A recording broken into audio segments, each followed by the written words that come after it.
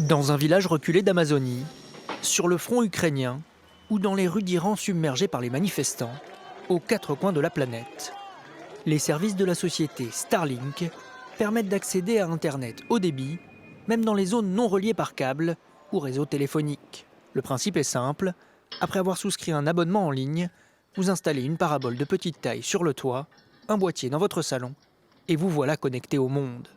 Le signal transite par les milliers de satellites déployés par l'entreprise d'Elon Musk. Une constellation d'engins en orbite basse, à moins de 500 km au-dessus de nos têtes.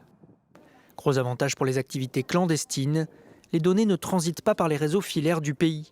Les États peuvent donc difficilement les intercepter, mais des perturbations localisées des signaux sont possibles par brouilleur.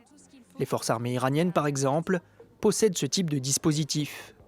Le régime chercherait aussi à localiser les propriétaires de boîtiers de connexion pour les saisir et empêcher la diffusion des images de la répression. Si Starlink permet à ses abonnés de contourner la surveillance des États, l'intégralité des communications passe en revanche entre les mains de la firme de l'homme le plus riche du monde. Elon Musk avait fait parler de son service en annonçant son déploiement massif en Ukraine lors de l'invasion à grande échelle du pays début 2022. Washington avait ensuite largement financé l'équipement de l'armée ukrainienne en parabole Starlink. Donald Trump a sous-entendu ce dimanche qu'il pourrait faire de même avec les contestataires iraniens. Nous allons en discuter, nous allons peut-être mettre en place une connexion Internet si c'est possible. Nous allons peut-être en parler à Elon, car comme vous le savez, il est très doué pour ce genre de choses.